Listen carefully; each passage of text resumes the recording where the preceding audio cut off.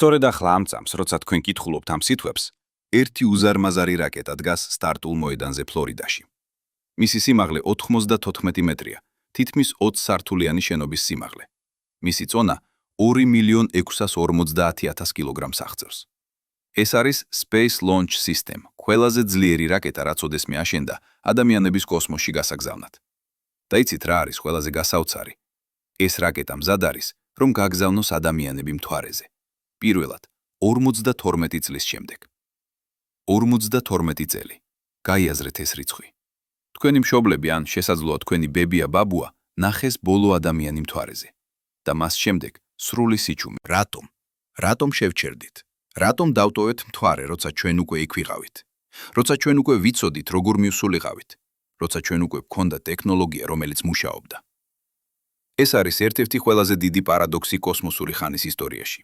1972 წელს ადამიანობა მიაღწია იმას, რაც მანამდე ფანტასტიკა იყო. ჩვენ დავდექით სხვა სამყაროს ზედაპირზე და შემდეგ უბრალოდ წავედით სახლში და აღარასოდეს დავბრუნდით.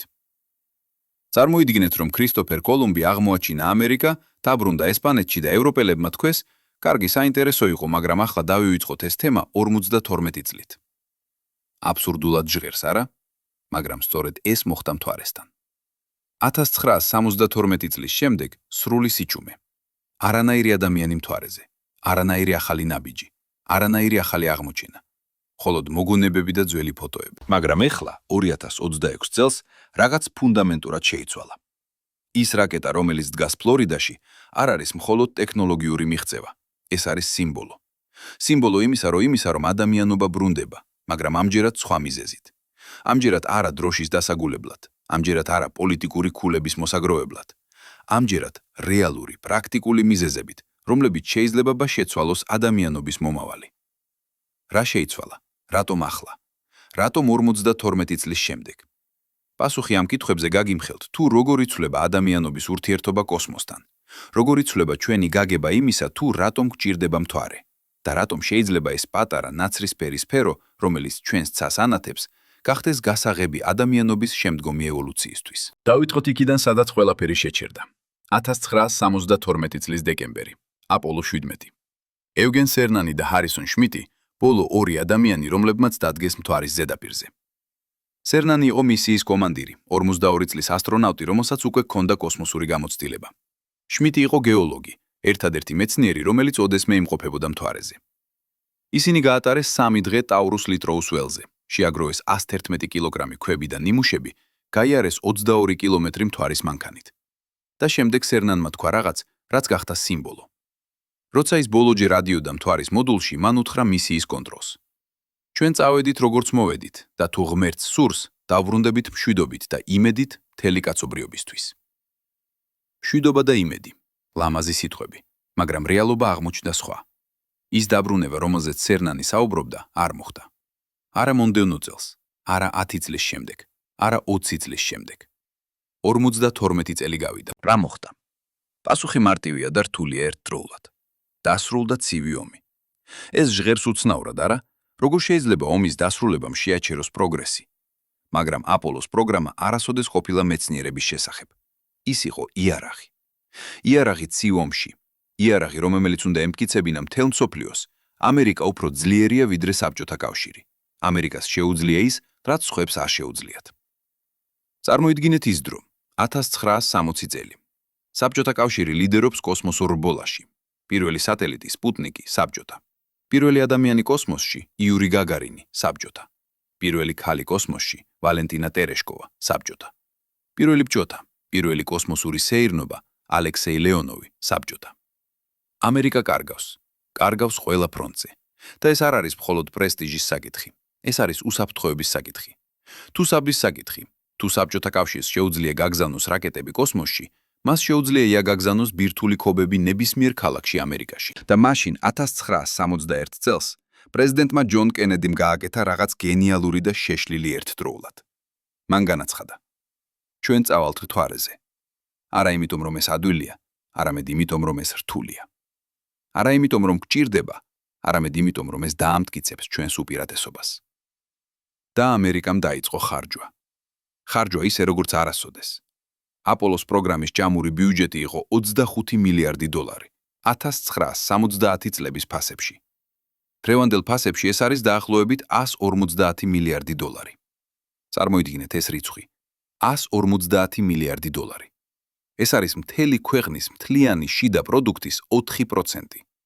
4% ყველცენტი ყველაფრისა, რაც ამერიკა აწარმოებდა, მიდიოდა ერთ პროგრამაში, ერთ მიზანში, მთვარეზე მისვლაში. ეს იყო უზარმაზარი შეუდარებელი ინვესტიცია, მაგრამ ის მუშაობდა. 1969 წელს ნილ არმსტრონგმა დადგა პირველი ნაბიჯი. ამერიკამ მოიგო.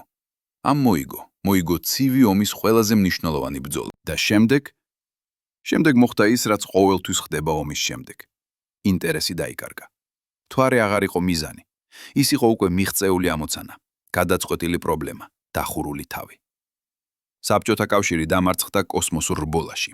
ამერიკას აღარ სჭირდებოდა მტკიცება და ბიუჯეტი დაიწყო შემცირება, სწრაფად, დრამატულად. 1972 წელს, როცა აპოლო 17 დაბრუნდა, NASA-ს ბიუჯეტი უკვე იყო ფედერალური ბიუჯეტის 1%-ზე ნაკლები. ნახევარზე ნაკლები იმისა, რაც იყო აპოლოს პიკზე. მაგრამ ეს არ იყო მხოლოდ ფულის საკითხი. ეს იყო мотиваციის საკითხი, ფსიქოლოგიის საკითხი. წარმოიდგინეთ, რომ თქვენ ასწლობების განმავლობაში ვარჯიშობთ მარათონისთვის. თქვენ დებთ ყველა რესურსს, ყველა ენერგიას, ყველა ფოკუსს ერთ მიზანში. და შემდეგ თქვენ იგებთ. თქვენ ხდებით ჩემპიონი. და მაშინ ვიღაცა გეკითხებათ. კარგი, ახლა რა? გაიმეორებ კიდევ ერთხელ. და თქვენ ფიქრობთ, რატო? მე უკვე მოვიგე. მე უკვე დავამტკიცე, რაც უნდა დამემტკიცებინა. სწორედ ეს მოხდა მთვარესთან. აპოლო 17-ის შემდეგ დაგეგმილი იყო კიდევ 3 მისია, აპოლო 18, 15, 20. მაგრამ ისინი გაუქმდა. უბრალოდ გაუქმდა. არა იმიტომ, რომ ტექნოლოგია არ მუშაობდა, არა იმიტომ, რომ ეს საშიში იყო, არამედ იმიტომ, რომ აღარავის აინტერესებდა. საზოგადოება გადავიდა სხვა თემებზე, პოლიტიკოსები გადავიდნენ სხვა პრიორიტეტებზე, ფული გადავიდა სხვა პროგრამებზე. მთვარე გახდა ისტორია, მოგონება, სიმბოლო წარსულის დიდებისა. და ეს არ იყო მხოლოდ ამერიკული ფენომენი. საბჭოთა კავშირიც შეწყვიტა თავისი მთვარის პროგრამა. მათი გიგანტური ნომერ 1 რაკეტა, რომელიც უნდა ყოფილიყო მათი პასუხი სატურნ ღვთიზე, არასოდეს იმუშავა. 4-ვე ტესტური გაშვება ჩაიშალა. და როცა ამერიკამ უკვე მოიგო რბოლა, საბჭოთა კავშირმა უბრალოდ შეწყვიტა ცდა.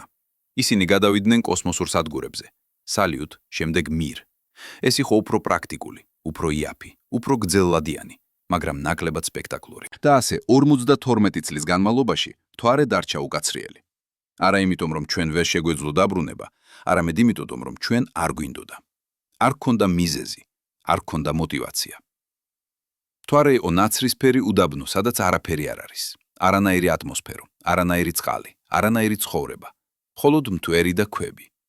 ლამაზი სანახავად დედამიწიდან, მაგრამ უსარგებლო პრაქტიკული თვალსაზრისით.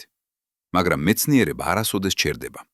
მეცნიერები აგრძელებდნენ შესწავლას, აგრძელებდნენ ანალიზს იმ 111 კილოგრამი ნიმუშებისა, რომლებიც აპოლო 17-მა მოიტანა. აგრძელებდნენ ანალიზს ყველა იმ 692 კილოგრამ მთვარის ქვებისა, რომლებიც 6-მა აპოლოს მისიამ მოიტანა. და ნელ-ნელა 10 წლეულების განმავლობაში დაიწყო ახალი სურათის ჩამოყალიბება.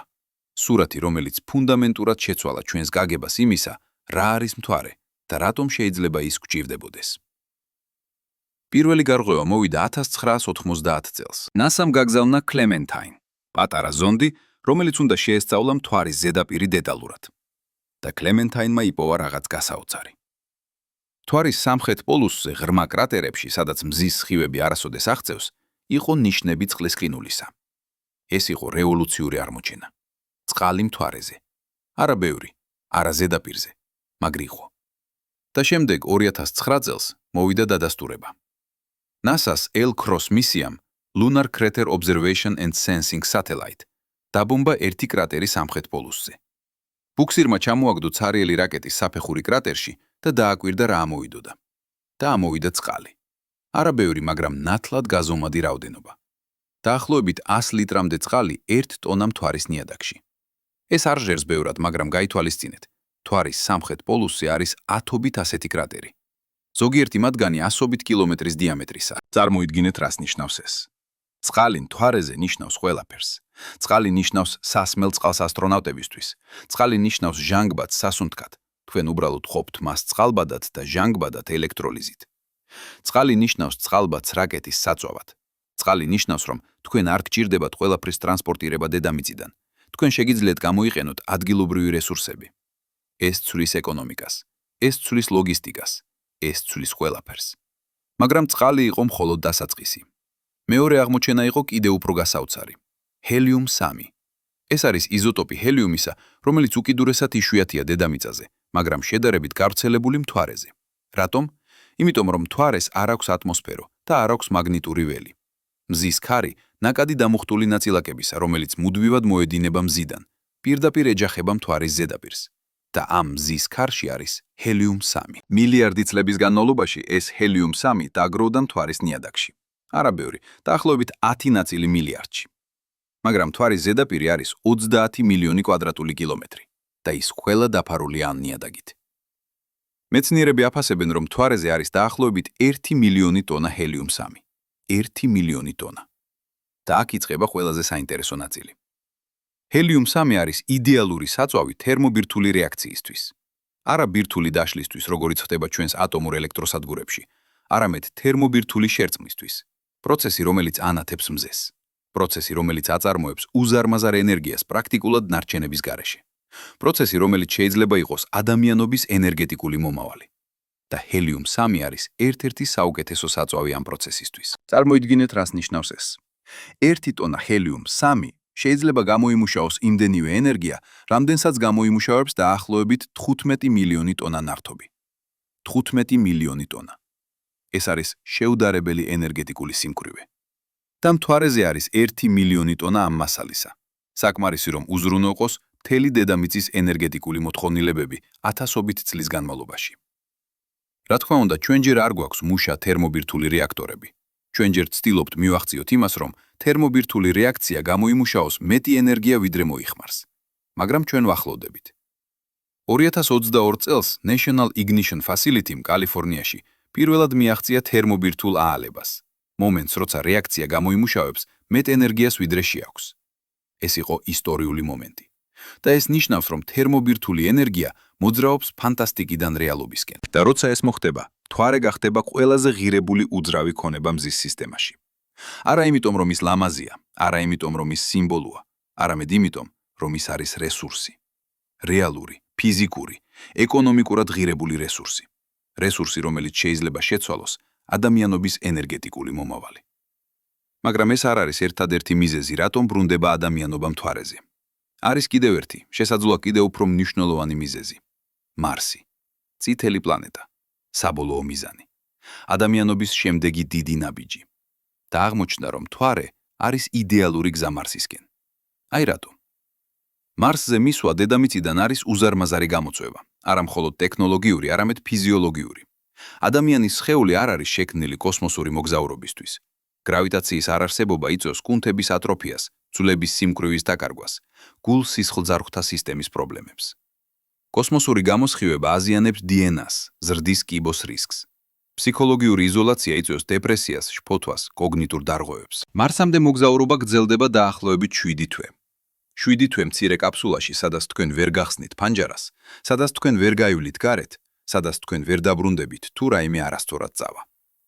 და შემდეგ, როცა თქვენ მიაღწევთ მარსს, თქვენ უნდა დაეშვათ, იცხოვროთ იქ, იმუშაოთ იქ, იქ ყოველივე ამის შემდეგ, რაც თქვენი სხეული გაიარა 7 თვის განმავლობაში უწონადობაში. მაგრამ რა მოხდება თუ თქვენ პირველ გააკეთებთ გაჩერებას? რა მოხდება თუ თქვენ პირველ წახვალთ მთვარეზე, გაატარებთ იქ დროს, მოარგებთ თქვენ სხეულს, გამოსცდით ტექნოლოგიებს და მხოლოდ შემდეგ გაემგზავრებით მარსისკენ? ეს ცვლის ყველაფერს. მთვარე ხდება ტრენინგ ბაზა, ტესტირების ადგილი, გზის გასაჩერებელი პუნქტი და არა მხოლოდ ფიზიოლოგიური თვალსაზრისით. მთვარის გრავიტაცია არის დედამიწის გრავიტაციის მე-6-დი. ეს ნიშნავს, რომ რაკეტის გაშვება მთვარიდან მოითხოვს 6-ჯერ ნაკლებ ენერგიას ვიდრე დედამიწიდან, 6-ჯერ ნაკლებ საწვავს, 6-ჯერ ნაკლებ ხარჯს. თუ თქვენ შეგიძლიათ ააშენოთ საწვავის საწარმოო ობიექტი მთვარეზე, გამოიყენოთ ადგილობრივი წყალი წყალბადისა და ჟანგბადის წარმოებისთვის. მაშინ თქვენ შეგიძლიათ გამოიყენოთ მთვარე, როგორც გაშვების პლატფორმა მარსისკენ. წარმოიდგინეთ ეს სცენარი. რაკეტა ტოვებს დედამიწას მსუბუქი დატვირთვით. ის მიდის მთვარეზე, სადაც ის ივსება საწვავით, რომელიც წარმოებულია ადგილზე. ეკიპაჟი ასევე მიდის მთვარეზე, ატარებს იქ რამდენიმე თვეს, ეჩვევა დაბალ გრავიტაციას, ამოწმებს აღჭურვილობას. და შემდეგ, როცა ყველაფერი მზადაა, ისინი ტოვებენ მთვარეს მარსისკენ. მარსისკენ, უფრო მსუბუქი რაკეტით, უფრო მეტი საწვავით, უკეთესი მომზადებით. ეს არის უფრო უსაფრთხო, ეს არის უფრო ეფექტური, ეს არის უფრო ლოგიკური. და სწორედ ამიტომ ბრუნდება ადამიანობა მთვარეზე. მთვარეზე. არა იმიტომ, რომ ჩვენ გვინდა გავიმეოროთ აპოლო, არა იმიტომ, რომ ჩვენ გვინდა დავაგულოთ კიდევ ერთი დროშა, არამედ იმიტომ, რომ მთვარე არის გასაღები. გასაღები რესურსებისკენ, გასაღები ენერგიისკენ, გასაღები მარსისკენ, გასაღები მზის სისტემისკენ. და ახლა 2026 წელს ეს ხედვა იწყებს რეალობად ქცევას. Space Launch System დგას სტარტულ მოედანზე. არტემის პროგრამა, სახელი ღვთაებისა აპოლოს დის, მზადაა.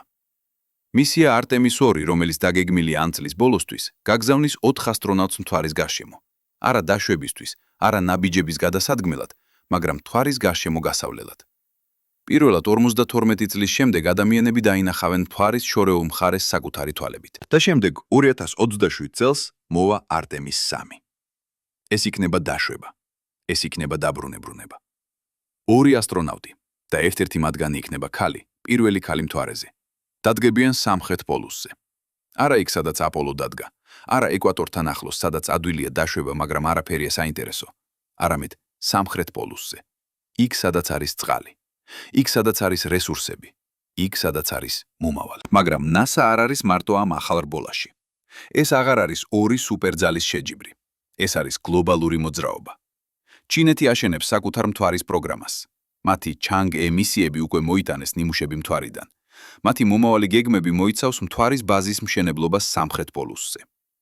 ევროპული კოსმოსური სააგენტო საუბრობს მთვარის სოფელზე, საერთაშორისო ბაზაზე, სადაც მრავალი ქვეყანა იმუშავებს ერთად. და შემდეგ არის კერძო სექტორი. Blue Origin, კომპანია, რომელიც დაარსა ჯეფ ბეზოსმა, ავითარებს Blue Moon, მთვარის დამშვებს, რომელსაც შეუძლია მიაწოდოს რამდენიმე ტონა ტვირთი მთვარის ზედაპირზე. SpaceX, ელონ მასკის კომპანია, ავითარებს Starships, გიგანტურ, მრავალჯერადი გამოყენების რაკეტას, რომელიც შეიძლება გახდეს მთავარი ტრანსპორტირების საშუალება მთვარისთვის და მარსისთვის. ეს არის ახალი ეპოქა. ეპოქა, სადაც მთვარე აღარ არის სიმბოლო. ეპოქა, სადაც მთვარე არის დანიშნულების ადგილი. რესურსი, ინსტრუმენტი, გზაწინ და ყველაზე გასაოცარი ნაწილი. ჩვენ მხოლოდ ვიწყებთ გაგებას, თუ რა შეიძლება იყოს შესაძლებელი. მაგრამ რა სწორედ არის ეს არტემის, რომელიც აპირებს დააბრუნოს ადამიანები მთვარეზე? როგორ განსხვავდება ის აპოლოსგან და რატო უნდა ვიჯეროთ, რომ ამჯერად ჩვენ დავრჩებით? დავითხოვთ რაკეტით. Space Launch System, SLS, არის ყველაზე ძლიერი რაკეტა, რაც ოდესმე აშენდა. მისი სიმაღლე 94 მეტრია, მაგრამ ეს მხოლოდ რიცხვია. რეალური შთაბეჭდილება მოდის, როცა თქვენ ხედავთ მას პირდაპირ. წარმოიდგინეთ შენობა, რომელიც 20 სართულის სიმაღლისაა, მაგრამ ეს შენობა სავსეა თხევადი წყალბადით, თხევადი ჟანგბადით და 2 გიგანტური მყარი საწვავის ბუსტერით, რომელთაგან თითოეული იმდენ ენერგიას აწარმოებს, რამდენსაც 10 ატომური ელექტროსადგური. SLS შეუძლია გაგზავნოს 27 ტონა ტვირთი მთვარისკენ. 27 ტონა. ეს არის დაახლოებით 4 სპილოს წონა, ან 2 დიდი სატვირთო მანქანა, ან მთელი სახლის ავეჯი. და ეს ყველაფერი უნდა გაფრინდეს 30,000 კილომეტრში საათში. სიჩქარე, რომელიც საკმარისია დედამიწის გრავიტაციის დასაძლევად და მთვარისკენ გასამგზავრებლად. მაგრამ SLS არის მხოლოდ პირველი ნაწილი. რაკეტა გაგზავნის კოსმოსურ ხომალდს სახელად ორიონ. და აქ იწყება ყველაზე საინტერესო განსხვავებები აპოლოსგან. აპოლოს კაფსულა იყო პატარა, ჯუჭკიანი, ძირითადად ხელით-მელით მართული. ასტრონავტები იჯდნენ მჭიდროდ, ძლივს შეეძლოთ მოძრაობა, ატარებდნენ კოსტიუმებს მთელი მოგზაურობის განმავლობაში. ეს იყო როგორც ცხოვრება წყალქვეშა ნავში, ფუნქციონალური, მაგრამ არა კომფორტული. ორიონ არის სხვა. ის არის 4-ჯერ უფრო დიდი ვიდრე აპოლოს კაფსულა. შიგნით არის 4 ადგილი ასტრონავტებისთვის, მაგრამ არა მხოლოდ ადგილები, არის სივრცე. სივრცე მოძრაობისთვის, სივრცე მუშაობისთვის, სივრცე იურცე ცხოვრებისთვის. იატაკის ფართობი არის 15 კვადრატული მეტრი, როგორც პატარა ოთახი. და ეს ოთახი უნდა იყოს სახლი 21 დღის განმავლობაში. 10 დღე მთვარისკენ მოგზაურობისთვის, რამდენიმე დღე ორბიტაზე, 10 დღე უკან დაბრუნებისთვის. მაგრამ ყველაზე მნიშვნელოვანი განსხვავება არ არის ზომაში, ის არის ტექნოლოგიაში. აპოლოს კომპიუტერს ჰქონდა 4 კილობაიტი RAM. 4 კილობაიტი. თქვენი სმარტფონი, რომელიც ახლა თქვენს ჯიბეშია, არის მილიონჯერ უფრო ძლიერი. აპოლოს ასტრონავტები ფრენდნენ კომპიუტერით, რომელიც ნაკლებად ძლიერი იყო ვიდრე თანამედროვე კალკულატორი და მაინც ისინი მიაღწიეს მთვარეს. ეს იყო შეუდარებელი ინჟინერიული მიღწევა, მაგრამ ასევე შეუდარებელი რისკი. ორიონს აქვს თანამედროვე კომპიუტერები. ის აქვს ხელოვნური ინტელექტი, რომელიც აკონტროლებს ასობით სისტემას ერთდროულად. ის აქვს სენსორები, რომლებიც აკონტროლებენ ყველაფერს: ტემპერატურას, წნევას, რადიაციას, მიკრომეტეორიტების საფრთხეს. ის აქვს დუბლირებული სისტემები. დუბლირებული სისტემებისთვის თუ რაღაც ჩაიშლება, არის სარეზერვო. თუ სარეზერვო ჩაიშლება, არის სარეზერვოს სარეზერვო. ეს არის ხომალდი, რომელიც შექმნილია არა მხოლოდ მუშაობისთვის, არამედ გადარჩენისთვის. და შემდეგ არის თერმული დაცვა. როცა ორიონ დაბრუნდება დედამიწაზე, ის შევა ატმოსფეროში სიჩქარით 32,000 კილომეტრი/საათში. ამ სიჩქარით ჰაერი არ მოასწრებს გზიდან გადაადგილებას, ის შეკუმშვა და გახურდება. გახურდება 2500 გრადუსამდე ცელსიუსით. ეს არის ტემპერატურა, რომელიც დნობს ფოლადს, დნობს ალუმინს, დნობს თითქმის ყველაფერს. აპოლოს კაფსულა იყო დაფარული აბლატიური თერმული ფარით, მასალით, რომელიც ნელ-ნელა იწვოდა, წაიღებდა სითბოს თავისთან ერთად. ეს მუშაობდა, მაგრამ ეს იყო ერთჯერადი გამოყენების სისტემა. ყოველი დაბრუნების შემდეგ თერმული ფარი იყო განადგურებული. ორიონ იყენებს AV-code, თანამედროვე მასალას, რომელიც უფრო ეფექტურია, უფრო მსუბუქია, უფრო პროგნოზირებადია. მაგრამ პრინციპი იგივეა, მსხვერპლი. მასალა იწვის, რომ დაიცვას ის, რაც შიგნითაა. წარმოიდგინეთ ეს მომენტი. თქვენ ხართ ორიონში, ბრუნდებით მთვარიდან. თქვენ ხედავთ დედამიწას, ლურჯ მარმარილოს, რომელიც იზრდება თქვენს ფანჯარაში. თქვენ იცით, რომ რამდენიმე საათში თქვენ შეხავთ ატმოსფეროში. თქვენ იცით, რომ თქვენს გარშემო ყველაფერი გახურდება 2500 გრადუსამდე. თქვენ იცით, რომ მხოლოდ რამდენიმე სანტიმეტრი მასალა გიცავთ ამ ჯოჯოხეთისგან. და თქვენ უნდა ენდოთ. ენდოთ ინჟინერებს, რომლებმაც ააშენეს ეს. ენდოთ მეცნიერებს, რომლებმაც გამოთვალეს ეს. ენდოთ ტესტებს, რომლებმაც დაამტკიცეს ეს. მაგრამ არტემის არ არის მხოლოდ ორიონ და SLS. ეს არის მთელი სისტემა, მთელი ინფრასტრუქტურა. და ამ სისტემის ცენტრში არის რაღაც, რაც აპოლოს არასოდეს ჰქონია, Gateway. წარმოიდგინეთ პატარა კოსმოსური სადგური, რომელიც არ ბრუნავს დედამიწის გარშემო, არამედ მთვარის გარშემო. პატარა ფორპოსტი, რომელიც დგას საზღვარზე, ერთი მხრივ დედამიწა, მეორე მხრივ მთვარე, მესამე მხრივ ღრმა კოსმოსი.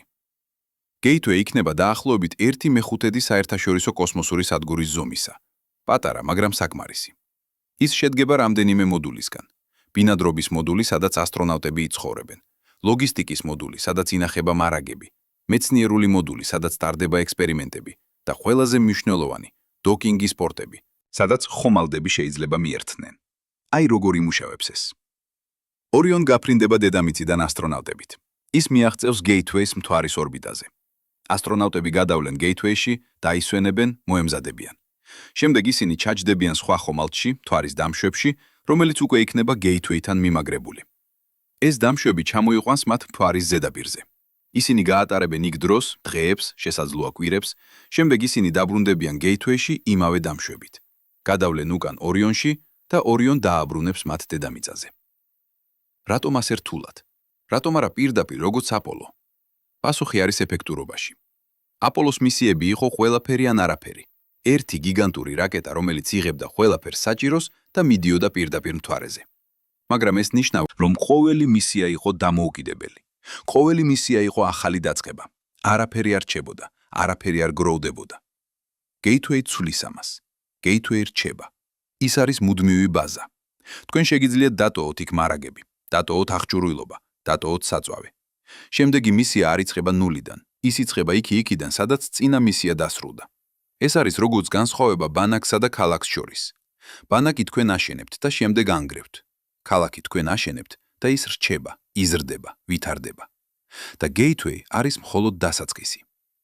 NASA-ს გეგმები მოიცავს მთვარის ზედაპირზე ბაზის მშენებლობას. არა დროებითი ბანაკი, როგორიც იყო აპოლოს დროს, არამედ რეალური ბაზა. სტრუქტურა, რომელიც შეიძლება უმასპინძლოს ასტრონავტებს თვეების განმავლობაში. სტრუქტურა, რომელსაც ექნება ენერგია მზის პანელებიდან, წყალი ადგილობრივი რკინულიდან, ჟანგბადი წყლის ელექტროლიზიდან, საწვავი იმავე პროცესიდან. წარმოიდგინეთ ეს ბაზა. ის დგას მთვარის სამხრეთ პოლუსზე, კრატერის კიდეზე, სადაც მზის სხივები თითქმის ყოველთვის აღწერს. ეს არის მნიშვნელოვანი. მთვარეზე დღე გრძელდება 14 დედამიწის დღე და ღამეც 14 დღე. 14 დღე სიბნელეში ნიშნავს 14 დღე მზის პანელების გარეშე, მაგრამ პოლუსებზე, სადაც მზე დგას დაბლა ჰორიზონტზე, არის ადგილები, სადაც თითქმის ყოველთვის არის სინათლე. ეს ადგილები ეწოდება მარადიული სინათლის მწვერვალები. ბაზა შედგება რამდენიმე მოდულისგან. ბინადრობის მოდული, სადაც ასტრონავტები იძინებენ, ჭამენ, ისვენებენ. ლაბორატორია, სადაც ისინი აანალიზებენ ნიმუშებს, ატარებენ ექსპერიმენტებს. სათავსო, სადაც ინახება აღჭურვილობა, მარაგები, ინსტრუმენტები. ენერგეტიკული მოდული, მზის პანელები და ბატარეები. წყლის დამუშავების მოდული, სადაც ადგილობრივი ტინული გარდაიქმნება სასმელ წყლად და საწვავად. და ყველაზე საინტერესო, სათბური. დიახ, სათბური მთვარეზე, იმიტომ რომ ასტრონავტებს სჭირდებათ ახალი საკვები. თქვენ არ შეგიძლიათ ტრანსპორტირება ყველაფრისა დედამიწიდან, ეს ძალიან ძვირია. 1 კილოგრამის მთვარეზე გაგზავნა ღირს დაახლოებით 1 მილიონი დოლარი. 1 კილოგრამი, 1 პატარა პომიდორი, 1 მილიონი დოლარი. ამიტომ თქვენ უნდა გაზარდოთ საკვები ადგილზე, მაგრამ როგორ გაზარდოთ მცენარეები მთვარეზე? მთვარის ნიადაგი არ არის ნიადაგი დედამიწის გაგებით, ის არის რეგოლითი, წვრილი, მტვრისებური მასალა, რომელიც შედგება დაქუცმაცებული ქვებისგან. მას არ აქვს ორგანული ნივთიერებები, არ აქვს ბაქტერიები, არ აქვს არაფერი, რაც ჩვეულებრივ ნიადაგს ხდის ცოცხალს. მაგრამ მეცნიერებმა უკვე დაამტკიცეს, რომ შესაძლებელია. 2022 წელს ისინი გაზარდეს მცენარეები რეალურ მთვარის ნიადაგში, ნიმუშებში, რომლებიც აპოლომ მოიტანა. მცენარეები გაიზარდა, არა კარგად, არა ჯანსაღად, მაგრამ გაიზარდა. ეს ნიშნავს, რომ შესაძლებელია. თქვენ უბრალოდ უნდა დაამატოთ საკვები ნივთიერებები, დაამატოთ ბაქტერიები, დაამატოთ წყალი და შექმნათ სწორი პირობები, სინათლე, ტემპერატურა, ატმოსფერო. სათბური, მთვარის ბაზაზე იქნება დახურული სისტემა. ჰერმეტული გარემო, სადაც ყველაფერი კონტროლდება. სადაც მცენარეები იზრდება ჰიდროპონიკაში, წყალში, არა ნიადაგში. სადაც ისინი იღებენ ზუსტად იმდენ სინათლეს, წყალს, საკვებ ნივთიერებებს, რამდენის სჭირდებათ. და ეს მცენარეები არ იქნება მხოლოდ საკვები, ისინი იქნება ფსიქოლოგიური მხარდაჭერა. წარმოიდგინეთ, რომ თქვენ ცხოვრობთ მთვარეზე. გარეთ არის ვაკუუმი, რომელიც მოკლავთ წამებში. ტემპერატურა იცვლება -170 გრადუსიდან +120 გრადუსამდე. არ არის ჰაერი, არ არის ხმა, არ არის ცხოვრება. მხოლოდ ნაცრისფერი მტვერი და შავი ცა. და შემდეგ თქვენ შედიხართ სათბურში და ხედავთ მწვანეს, ხედავთ ზრდას, ხედავთ ცხოვრებას. ეს არის უზარმაზარი ფსიქოლოგიური განსხვავება, მაგრამ ბაზა არის მხოლოდ ერთი ნაწილი გეგმისა. მეორე ნაწილია მობილობა. აპოლოს ასტრონავტებს ჰქონდათ Lunar Roving Vehicle, მთვარის მანქანა. ეს იყო გენიალური გამოგონება, ელექტრომანქანა, რომელიც შეეძლო გაევლო მთვარის ზედაპირზე, გაეტანა ასტრონავტები კილომეტრების მანძილზე და ეხმარა მათ შეეგროვებინათ ნიმუშები. მაგრამ ეს იყო პატარა, მსუბუქი, შექმნილი მხოლოდ რამდენიმე დღის გამოსაკენებლად. არტემისის მანქანები იქნება სხვა. NASA ავითარებს Lunar Terrain Vehicle, LTV, რომელიც იქნება როგორც კომბინაცია ჯიპისა და სახლის ტრეილერისა. ის შეძლებს გაიაროს ასობით კილომეტრი, შეძლებს უმასპინძლოს 2 ასტრონავტს რამდენიმე დღის განმავლობაში, შეძლებს იმუშაოს როგორც მობილური ლაბორატორია, მობილური სახლი, მობილური სათავსო. წარმოიდგინეთ ეს მანქანა. ის არის დაახლოებით 6 მეტრი სიგრძით და 3 მეტრი სიგანით, როგორც პატარა ავტობუსი. მას აქვს 6 თვალი, თითოეული დამოუკიდებლად მართული, რომ გაიაროს უხეში რელიეფი. მას აქვს ჰერმეტული კაბინა. ასტრონავტებს არ სჭირდებათ კოსტიუმები შიგნით. მას აქვს მზის პანელები ენერგიისთვის. მას აქვს რადიატორები, გადაჭარბებული სითბოს გასაფანტად. მას აქვს ანტენები კომსანტენები კომუნიკაციისთვის. მას აქვს მანიპულატორები, რობოტული ხელები, ნიმუშების შესაგროვებლად. და ყველაზე მნიშვნელოვანი, მას შეუძლია იმუშაოს ავტონომიურად. როცა ასტრონავტები არ არიან მასში, ის შეიძლება იმუშაოს როგორც რობოტი. შეიძლება გაიაროს წინასწარ დაგეგმილი მარშრუტები, შეაგროვოს ნიმუშები, გადაიღოს ფოტოები, გააკეთოს გაზომვები. ეს ნიშნავს, რომ ერთი მანქანა აკეთებს 2 მანქანის სამუშაოს, პილოტირებადი ექსპედიციებისთვის და ავტონომიური კვლევისთვის. მაგრამ LTV არ იქნება ერთადერთი ტრანსპორტი. NASA ასევე ავითარებს უფრო პატარა, უფრო მობილურ მანქანებს, როგორც მოტოციკლები მთვარისთვის. და უფრო დიდ მანქანებს, როგორც სატვირთო მანქანები, რომლებსაც შეეძლებათ ტრანსპორტირება მძიმე აღჭურვილობისა, მშენებლობის მასალებისა, დიდი ტვირთებისა. მთელი ფლოტი, რომელიც იმუშავებს ერთად, შექმნის ტრანსპორტის ქსელს მთვარის ზედაპირზე. და შემდეგ არის კომუნიკაცია. აპოლოს დროს კომუნიკაცია იყო პირდაპირი. დედამიწა საუბრობდა ასტრონავტებთან, როცა ისინი იყვნენ ხილვადობის ზონაში. მაგრამ მთვარის შორეული მხარე, ის ნახევარი, რომელიც არასოდეს არის მიმართული დედამიწისკენ, იყო სრული სიჩუმე. არანაირი კავშირი, არანაირი მონაცემები, არანაირი უსაფრთხოება. არტემის ცვლის ამას. NASA აშენებს Lunar Communications Relay and Navigation System, LunaNet. ეს არის ქსელი სატელიტებისა, რომლებიც იბრუნებენ მთვარის გარშემო და უზრუნველყოფენ მუდმივ კავშირს. არა მხოლოდ ხმოვან კავშირს, არამედ მაღალსიჩქარიან ინტერნეტს. დიახ, ინტერნეტს მთვარეზე. ასტრონავტები შეძლებენ გაგზავნონ ვიდეო რეალურ დროში, გადმოწერონ მონაცემები, მიიღონ განახლებები, დაუკავშირდნენ ოჯახებს. მაგრამ LunaNet არის მეტი ვიდრე კომუნიკაცია. ის არის ასევე ნავიგაცია. დედამიწაზე ჩვენ გვაქვს GPS, გლობალური პოზიციონირების სისტემა. სატელიტები, რომლებიც გვეუბნებიან სად ვართ ნებისმიერ დროს. მთვარეზე არ არის ასეთი რამ. აპოლოს ასტრონავტები ნავიგაციას უწევდნენ ძველი მეთოდით, რუკებით, ლანდმარკებით, გამოთვლებით. ეს მუშაობდა, მაგრამ ეს იყო ნელი და არაზუსტი. LunaNet მისცემს მთვარეს საკუთარ GPS. ნებისმიერი ასტრონავტი, ნებისმიერი მანქანა, ნებისმიერი რობოტი იცოდეს ზუსტად სად არის ნებისმიერ დრო. მაგრამ მთვარისთვის. Blue Origin აშენებს Blue Moons, მთვარის დამშვერის დამშვებს, რომელსაც შეუძლია მიაწოდოს ტვირთის ზედაპირზე. ეს თანამშრომლობა არის არამხოლოდ პოლიტიკური ჟესტი, ეს არის პრაქტიკული აუცილებლობა. მთვარეზე დაბრუნება და დარჩენა არის ძალიან ძვირი, ძალიან რთული, ძალიან რისკიანი ერთი ქვეყნისთვის. მაგრამ როცა თქვენ ყოფთ ხარჯებს, ყოფთ ტექნოლოგიებს, ყოფთ რისკებს, ეს ხდება შესაძლებელი და არა მხოლოდ შესაძლებელი, არამედ მდგრადი. მაგრამ სანამ ჩვენ ვისაუბრებთ მომავალზე, მოდით დავბრუნდეთ ამ წამში. 2026 წლის იანვარი. Space Launch System დგას სტარტულ მოედანზე Kennedy Space Center-ში. ის არის რეალური, ის არის ფიზიკური, ის არის ხილული და ის არის მზად. მაგრამ რა სწორედ მოხდება შემდეგი რამდენიმე თვის განმავლობაში? როგორ გამოიყურება ეს დაბრუნება ნაბიჯ-ნაბიჯ? არტემის 2, პირველი პილოტირებადი მისია, დაგეგმილია 2026 წლის ბოლოსთვის. 4 ასტრონავტი, 10 დღე. არა დაშვება მთვარეზე, მაგრამ რაღაც უფრო მნიშვნელოვანი, ვალიდაცია. დამტკიცება იმისა, რომ ყველა სისტემა მუშაობს, რომ ორიონ შეუძლია უსაფრთხოდ გაიტანოს ადამიანები მთვარისკენ და დააბრუნოს უკან, რომ ჩვენ მზად ვართ შემდეგი ნაბიჯისთვის. წარმოიდგინეთ ეს მისია.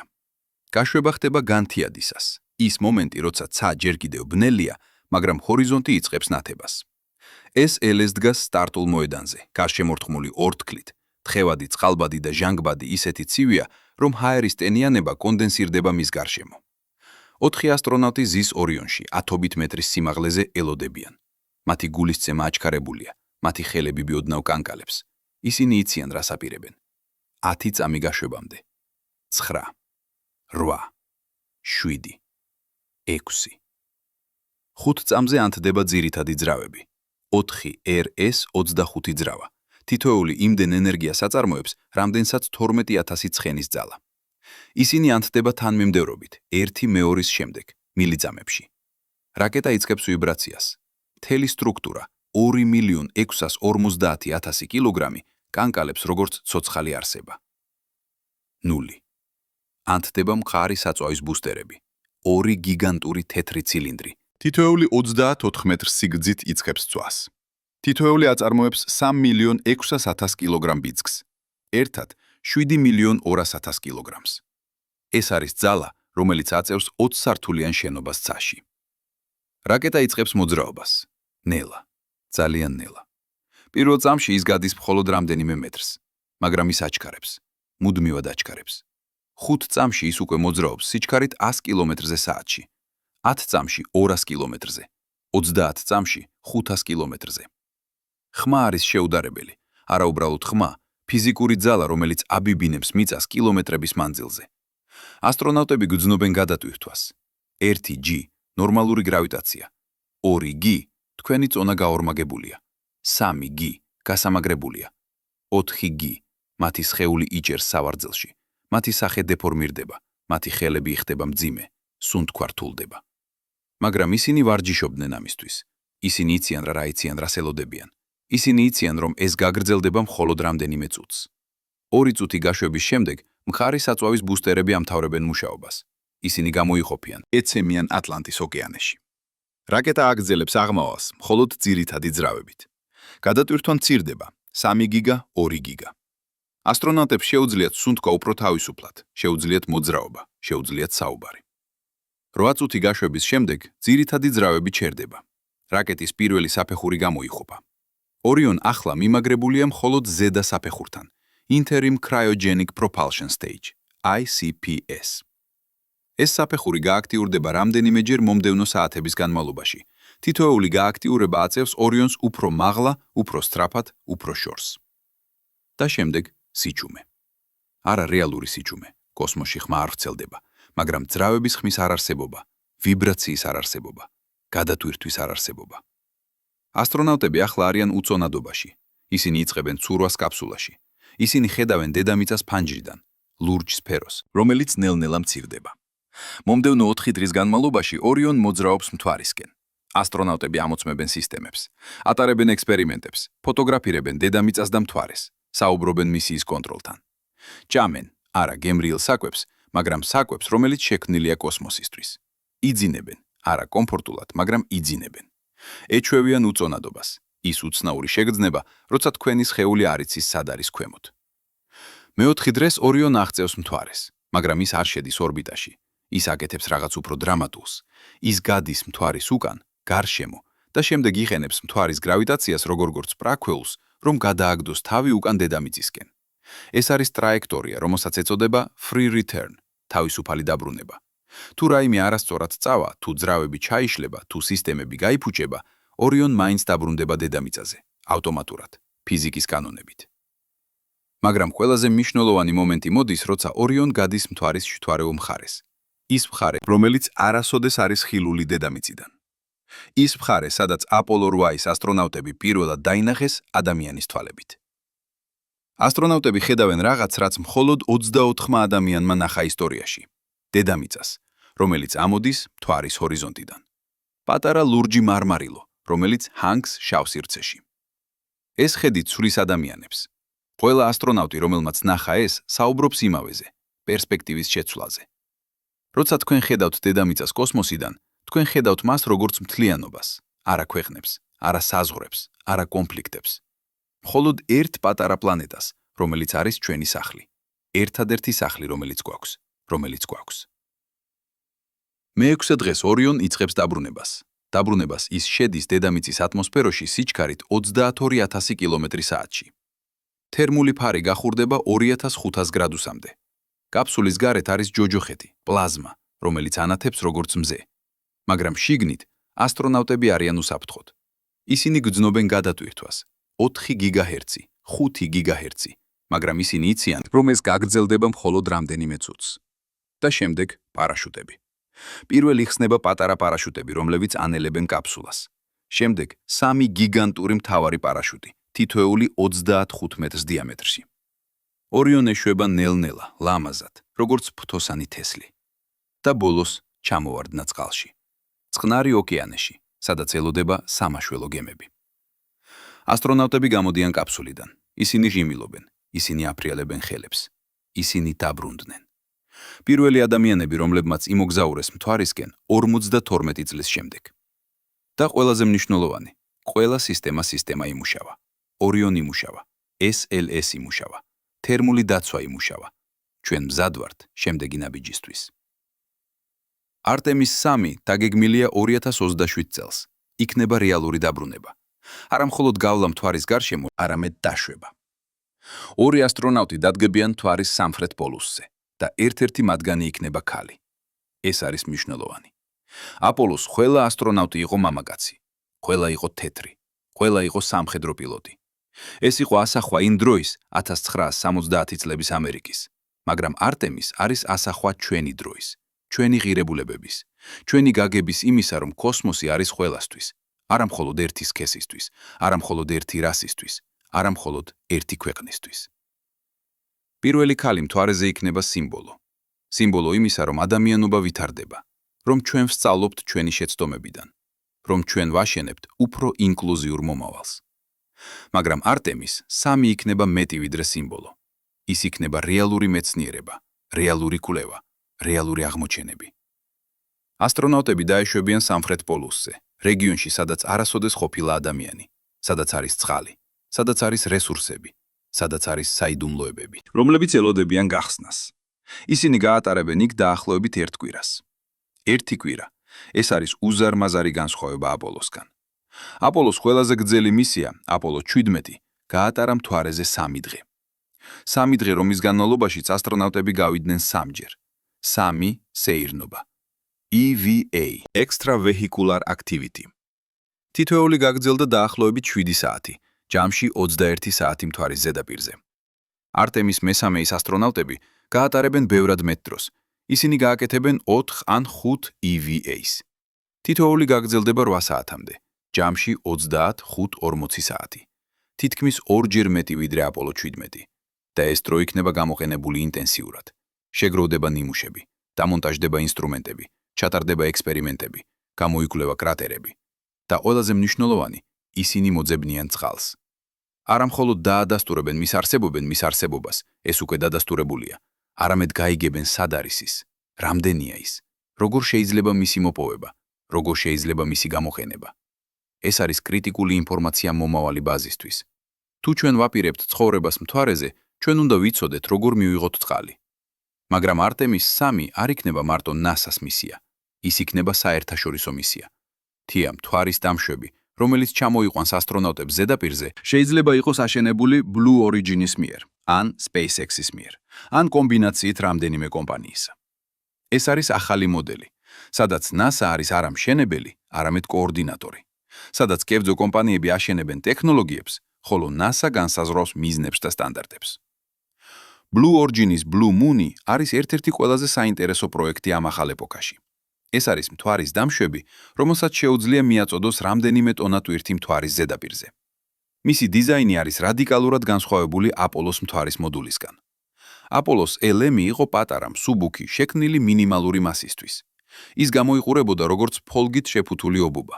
ყველა ფორმა იყო ფუნქციონალური, არაფერი არ იყო ესთეტიკური. Blue Moon არის სხვა. ის არის დიდი, დაახლოებით 7 მეტრი სიმაღლით. ის არის ძლიერი, მისი ძრავები იყენებენ თხევად წყალბადს, რომელიც არის ერთ-ერთი ყველაზე ეფექტური რაკეტული საწვავი. ის არის მრავალფუნქციური. შეუძლია მიაწოდოს არა მხოლოდ ასტრონავტები, არამედ აღჭურვილობა, მარაგები, მეცნიერული ინსტრუმენტები. და ყველაზე მნიშვნელოვანი, ის შექმნილია მრავალჯერადი გამოყენებისთვის. აი ეს არის რევოლუციური იდეა. აპოლოს LM-ი იყო ერთჯერადი. ყოველი მისია იყენებდა ახალ მოდულს. მოდული დაეშვებოდა, ასტრონავტები გამოვიდოდნენ, გაატარებდნენ დროს, დაბრუნდებოდნენ მოდულში, გაფრინდებოდნენ უკან ორბიტაზე. და შემდეგ დაშვების საფეხური. ქვედა ნაწილი, რომელიც რჩებოდა ზედაპირზე, უბრალოდ იტოვებდნენ იქ. ის იყო ნარჩენი, ძვირადღირებული, ტექნოლოგიურად რთული ნარჩენი. Blue Moon შექმნილია სხვაგვარად. ის დაეშვება მთვარეზე, ბამთვარეზე, მიაწვდის ტვირთს და შემდეგ დარჩება იქ. არა როგორც ნარჩენი, არამედ როგორც ინფრასტრუქტურა. შემდეგი მისია შეძლებს გამოიყენოს ის, შეავსოს საწვავით, დატვირთოს ახალი ტვირთით, გამოიყენოს როგორც დროებითი თავშესაფარი, როგორც ენერგიის წყარო, როგორც კომუნიკაციის ვაუჩერი. ეს არის როგორც განსხვავება ერთჯერად ჭურჭელსა და მრავალჯერადი გამოყენების კონტეინერს შორის. და Blue Origin არ არის მარტო. SpaceX ავითარებს Starships, გიგანტურ, მრავალჯერადი გამოყენების რაკეტას, რომელიც შეიძლება გახდეს მთავარი ტრანსპორტირების საშუალება არა მხოლოდ მთვარისთვის, არამედ მარსისთვის. Starship არის ყველაზე დიდი რაკეტა, რაც ოდესმე აშენდა, 120 მეტრი სიმაღლით, 9 მეტრი დიამეტრით. ის შეუძლია გაიტანოს 100 ტონამდე ტვირთი დაბალ დედამიწის ორბიტაზე. 100 ტონა. ეს არის როგორც 2 დიდი სატვირთო თვითმფრინავი. მაგრამ ყველაზე რევოლუციური Starship-ში არის არა მისი ზომა, ის არის მისი მრავალჯერადი გამოყენება. ყველა რაკეტა ისტორიაში გარდა SpaceX-ის Falcon 9-ისა იყო ერთჯერადი. თქვენ აშენებთ რაკეტას, გაფრენთ ერთხელ. რაკეტა განადგურდება, თქვენ აშენებთ ახალ რაკეტას. ეს არის ძალიან ძვირი. წარმოიდგინეთ, რომ ყოველი ავიარეისისთვის თქვენ უნდა ააშენოთ ახალი თვითმფრინავი. ავიაკომპანიები გაკოტრდებოდნენ. Starship შექმნილია სრულად მრავალჯერადი გამოყენებისთვის. ორივე საფეხური, ბუსტერი და ხომალდი დაბრუნდება და დაეშვება ვერტიკალურად. ისინი შეივსებიან საწვავით, გაფრინდებიან ხელახლა და ხელახლა და ხელახლა. SpaceX-ის მიზანია გახადოს Starship ისეთივე მრავალჯერადი, როგორც თვითმფრინავი. გაფრენა დილით, დაბრუნება საღამოს. ხელახლა გაფრენა მეორე დღეს. ეს შეცვალს ეკონომიკას კოსმოსური მოგზაურობისა და ეს არ არის ფანტასტიკა. Starship უკვე ფრენს. ტესტური ფრენები, რა თქმა უნდა, ზოგი მათგანი ჩაიშალა, მაგრამ ზოგი იმუშავა. 2024 წელს Starship-მა შეასრულა წარმატებული ორბიტული ფრენა. ის გაფრინდა, მიაღწია კოსმოსს, დაბრუნდა, დაეშვა ოკეანეში. ყველა ძირითადი სისტემა იმუშავა და ყოველი შემდეგი ტესტი აუმჯობესებს წინას. მაგრამ ამერიკული კომპანიები არ არიან ერთადერთები ამ ახალ რბოლაში. ჩინეთი აშენებს საკუთარ მთვარის პროგრამას, რომელიც შეიძლება იყოს კიდევ უფრო ამბიციური ვიდრე ართემის.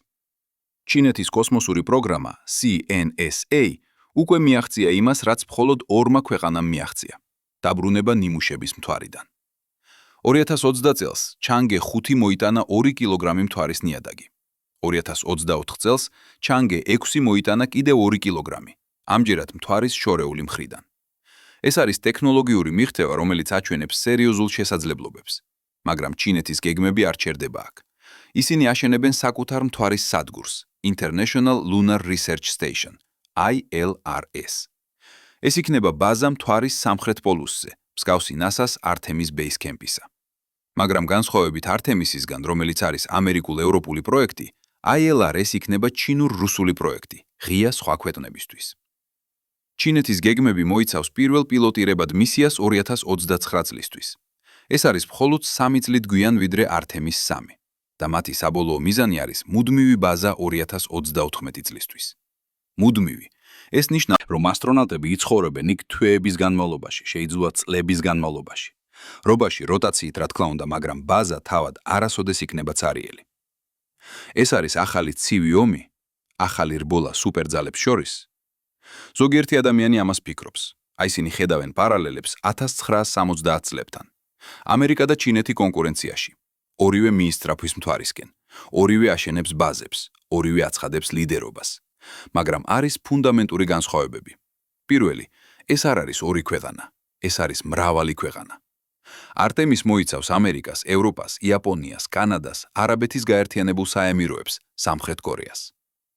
ILRS მოიცავს ჩინეთს, რუსეთს, პაკისტანს, ვენესუელას, სამხრეთ განას, ვენესუელას, სამხრეთ აფრიკას. ეს არის გლობალური მოძრაობა, არა ბილატერალური კონფლიქტი. კონფლიქტი. მეორე, мотивация განსხვავებულია. 1970 წლებში მთვარე იყო სიმბოლო, პოლიტიკური ინსტრუმენტი. ახლა მთვარე არის რესურსი, ეკონომიკური შესაძლებლობა, მეცნიერული ლაბორატორია, გზა მარსისკენ. ეს არის პრაქტიკული მიზნები, არა იდეოლოგიური. მესამე.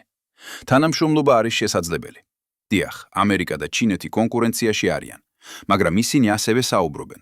ისინი ცვლიან მონაცემებს, ისინი აღიარებენ ერთმანეთის მიღწევებს. და არის სფეროები, სადაც თანამშრომლობა უკვე ხდება. მაგალითად, კოსმოსური ნარჩენების თვალყურის დევნება, პლანეტარული დაცვა, კოსმოსური ამინდის პროგნოზირება. შეიძლება მომავალში ჩვენ ნახოთ უფრო მეტი თანამშრომლობა. შეიძლება Artemis Base Camp და ILRS იზიარებენ რესურსებს, იზიარებენ მონაცემებს, იზიარებენ გადაუდებელ სიტუაციებში დახმარებას.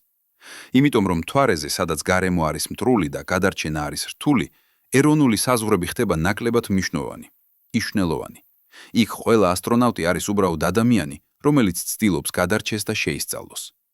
და ეს მიგვიყვანს ყველაზე მნიშვნელოვან კითხვამდე. რა არის საბოლოო მიზანი? რატომ ჩვენ უბრუნდებით მთვარეზე? არა მხოლოდ ტექნიკური მიზეზებით, წყალი, ჰელიუმ 3, ტრენინგ ბაზა მარსისთვის, არამედ ფილოსოფიური მიზეზებით. რა ნიშნავს ეს ადამიანობისთვის? პასუხი არის რთული და მარტივი ერთდროულად. ჩვენ უბრუნდებით მთვარეზე, იმიტომ რომ ჩვენ ვართ მკვლევარები. ეს არის ჩვენი ბუნება, ჩვენი არსი. ადამიანები ყოველთვის მიდიოდნენ იქ, სადაც არავინ ყოფილა. ყოველთვის ეძებდნენ იმას, რაც არავინ იცოდა. ყოველთვის აშენებდნენ იმას, რაც არავის აუშენებია. ეს არის ის, რაც ხვდის ადამიანებად. მაგრამ ეს არის მეტი, ვიდრე მხოლოდ ბუნება. ეს არის აუცილებლობა. დედამიწა არის შესანიშნავი პლანეტა. ის არის ჩვენი სახლი. ის არის ერთადერთი ადგილი სამყაროში, სადაც ჩვენ ვიცით, რომ არსებობს ცხოვრება. მაგრამ ის არ არის მარადიული. მზე ნელ-ნელა ხდება უფრო ცხელი. დაახლოებით 1 მილიარდი წლის შემდეგ დედამიწის ოკეანეები დაიწყებენ აორთქლებას. 2 მილიარდი წლის შემდეგ პლანეტა გახდება უვარგისი ცხოვრებისთვის. 5 მილიარდი წლის შემდეგ მზე გაფართოვდება წითელ გიგანტად და შთანთქავს დედამიწას. ეს ჟღერს როგორც შორეული მომავალი და ეს ასეა. მაგრამ ადამიანობა თუ ის გადარჩება, უნდა იყოს მრავალპლანეტური სახეობა.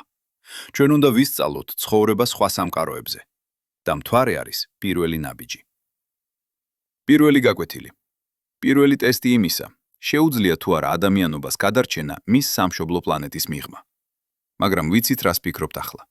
ვიცით რომ ზოგიერთი თქვენგანი უყურებს ამ ყველაფერს, ამ რაკეტებს, ამ გეგმებს, ამ დაპირებებს და ფიქრობს: კოდი ქვედა ტირე, ქვედა ტირე, ტირე კოდი ქვედა ტირე, 20 ქვედა ტირე, ქვედა ტირე კოდი ქვედა ტირე, კოდი.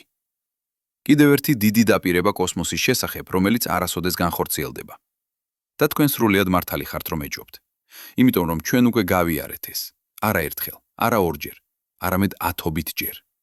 1990 წლებში პრეზიდენტმა ჯორჯ ბუშმა უფროსმა გამოაცხადა Space Exploration Initiative, გეგმა, რომელიც უნდა დაებრუნებინა ადამიანები მთვარეზე 2010 წლისთვის და გაეგზავნა მარსზე 2020 წლისთვის. ბიუჯეტი იყო $400 მილიარდი. პროგრამა გაუქმდა 2 წლის შემდეგ. არასოდეს მიიღო ფინანსირება, არასოდეს აშენდა არაფერი. 2004 წელს პრეზიდენტმა ჯორჯ ბუშმა უმცროსმა გამოაცხადა Constellation პროგრამა. კიდევ ერთი გეგმა მთვარეზე დასაბრუნებლად, ამჯერად 2020 წლისთვის. აშენდა ახალი რაკეტა, Ares. აშენდა ახალი კაფსულა, Orion. დაიხარჯა $9 მილიარდი. პროგრამა გაუქმდა 2010 წელს. რაკეტა არასოდეს გაფრინდა, ხოლოდ Orion გადარჩა, რადგან ის იყო ძალიან მოწინავე რომ გაეუქმებინა. 2010 წელს პრეზიდენტმა ბარაკ ობამამ გააუქმა Constellation და გამოაცხადა ახალი ხედვა. პირველ ასტეროიდზე, შემდეგ მარსზე, მთვარე აღარ იყო პრიორიტეტი. 2017 წელს პრეზიდენტმა დონალდ ტრამპმა ხელახლა შეცვალა გეგმა. უკან მთვარეზე, არტემის პროგრამა დაშვება 2024 წლისთვის. 2021 წელს ეს ვადა გადაიდო 2025 წელზე, შემდეგ 2026 წელზე. ახლა 2027 წელზე. ხედავთ სქემას. ყოველი ახალი ადმინისტრაცია აცხადებს ახალ ხედვას. ყოველი ახალი პროგრამა პირდება დაბრუნებას და ყოველი პროგრამა ან გაუქმდება, ან გადადება, ან იცვლება. ამიტომ, როცა ჩვენ გეუბნებით, რომ ამჯერად განსხვავებულია, თქვენ ფიქრობთ: დიახ, რა თქმა უნდა, ისევე როგორც ყოველთვის. მაგრამ აქ არის ის, რაც რეალურად განსხვავებულია და ეს არ არის პოლიტიკური დაპირება. ეს არ არის პრეზიდენტის გამოსვლა. ეს არის ფიზიკური რეალობა. Space Launch System არ არის PowerPoint პრეზენტაცია. ის დგას სტარტულ მოედანზე. ის არის რეალური. Orion არ არის კონცეფტი. ის უკვე გაფრინდა. არტემის პირველი მისია 2022 წელს. გაიარა მთვარის გარშემო და დაბრუნდა. ყველა სისტემა იმუშავა. Gateway არ არის ნახატი. მისი პირველი მოდული, Lunar Gateway Power and Propulsion Element, უკვე აშენებულია და ელოდება გაშვებას. ეს არის ფუნდამენტური განსხვავება ყველა წინა პროგრამისგან. Constellation გაუქმდა იმიტომ, რომ ის იყო ძალიან ძვირი და ძალიან ნელი. Ares რაკეტა ჯერ კიდევ იყო ქაღალდზე, როცა პროგრამა დახურეს. მაგრამ არტემის უკვე გადალახა ის კრიტიკული წერტილი. ის უკვე გადავიდა დიზაინიდან რეალიზაციაში. ის უკვე გაფრინდა. აფრინდა. და როცა რაღაც უკვე გაფრინდა, როცა მილიარდები უკვე დახარჯულია, როცა ინფრასტრუქტურა უკვე აშენებულია, გაუქმება ხდება პოლიტიკურად თითქმის შეუძლებელი. მაგრამ მოდით ვიყოთ სრულიად გულწულწრფელები. არის კიდევ ერთი მიზეზი, რატომ ადამიანები ეჭვობენ, და ეს მიზეზი არის უფრო ღრმა ვიდრე პოლიტიკური ციკლები. ეს არის ფუნდამენტური კითხვა: რატომ? რატომ უნდა დავხარჯოთ $100 მილიარდი მთვარეზე მისასვლელად, როცა დედამიწაზე არის ასობით პრობლემა, რომლებიც საჭიროებენ გადაწყვეტას? კლიმატის ცვლილება, სიღარიბე, დაავადებები, განათლება, ინფრასტრუქტურა. რატომ კოსმოსი, როცა ჩვენი საკუთარი პლანეტა საჭიროებს დახმარებას? ეს არის ლეგიტიმური კითხვა და ის იმსახურებს პატიოსან პასუხს. არა პროპაგანდას, არა რომანტიკულ ფრაზებს ადამიანობის მომავლის შესახებ, არამედ რეალურ, პრაქტიკულ პასუხს. და პასუხი არის ეს. კოსმოსური ტექნოლოგიები უკვე წყვეტენ დედამიწის პრობლემებს, ყოველ დღე, ყოველ წამს. GPS, გლობალური პოზიციონირების სისტემა, არის კოსმოსური ტექნოლოგია. ის იყო შექმნილი სამხედრო მიზნებისთვის, მაგრამ ახლა ის გამოიყენება ყველაფრისთვის. თქვენი სმარტფონის რუკები, თქვენი მანქანის ნავიგაცია, თქვენი საკვების მიწოდების სერვისი. ფერმერები იყენებენ GPS ზუსტი სოფლის მეურნეობისთვის. ისინი იციან ზუსტად სად უნდა დათესონ, სად უნდა მორწყვონ, სად უნდა მოიმკონ. ეს ზოგავს წყალს, ზოგავს სასუქებს, ზოგავს ენერგიას, ზრდის მოსავალს. ამინდის სატელიტები, კიდევ ერთი კოსმოსური ტექნოლოგია, გვიხსნიან ცხოვრებას. ისინი აფრთხილებენ ქარიშხლების შესახებ, ტორნადოების შესახებ, წყალდიდობების შესახებ, გვალვების შესახებ. ყოველწლიურად ათასობით ადამიანი გადარჩება, იმიტომ რომ მათ ჰქონდათ გაფრთხილება. ყოველწლიურად მილიარდები დოლარი ზოგავს, იმიტომ რომ კომპანიებმა შეძლეს მომზადება. კომუნიკაციის სატელიტები აკავშირებენ მსოფლიოს, ინტერნეტი შორეულ სოფლებში, ტელემედიცინა იზოლირებულ რეგიონებში, განათლება იქ, სადაც არ არის სკოლები. ეს არის არა ფუფუნება, ეს არის ფუნდამენტური ინფრასტრუქტურა თანამედროვე ცივილიზაციისთვის. და ყველა ეს ტექნოლოგია, GPS, ამინდის სატელიტები, კომუნიკაციის სატელიტები, არის პირდაპირი შედეგი კოსმოსური პროგრამებისა. ისინი არ იქნებოდა შექმნილი, თუ ჩვენ არ ცდილობდით წასვლას კოსმოსში. ისინი არ იქნებოდა განვითარებული, თუ ჩვენ არ ვახორციელებდით ამბიციურ მისიებს. კოსმოსური კვლევა არ არის კონკურენცია დედამიწის პრობლემების გადაწყვეტასთან. ის არის ინსტრუმენტი ამ პრობლემების გადასაწყვეტად. მაგრამ მოდით წავიდეთ უფრო ღრმად. მოდით ვისაუბროთ იმაზე, რაც ნამდვილად ხდება, როცა ადამიანობა ახორციელებს დიდ ტექნოლოგიურ პროექტებს. აპოლოს პროგრამამ დასაქმება მისცა 400,000 ადამიანს. 400,000. ისინი არ იყვნენ მხოლოდ ასტრონავტები და ინჟინერები. ისინი იყვნენ მუშები, ტექნიკოსები, მენეჯერები, მეცნიერები, მასწავლებლები, ექიმები. ისინი იყვნენ ადამიანები, რომლებმაც ააშენეს რაკეტები. ადამიანები, რომლებმაც დაამზადეს კომპონენტები. ადამიანები, რომლებმაც შეამოწმეს სისტემები. ადამიანები, რომლებმაც გაათვალეს ტრაექტორიები. და ეს 400,000 ადამიანი არ მუშაობდა ვაკუუმში. ისინი ქმნიდნენ ახალ ტექნოლოგიებს, ახალ მასალებს, ახალ პროცესებს. და ეს ტექნოლოგიები გავრცელდა, გადავიდა სხვა ინდუსტრიებში, გადაიქცა პროდუქტებად, რომლებსაც ჩვენ ყოველდღე ვიყენებთ. მაგალითად, მეხსიერების ქაფი, memory foam, იყო შექმნილი NASA-ს მიერ ასტრონავტების სავარძლებისთვის. ახლა ის არის მილიონობით საწყოში მთელ მსოფლიოში.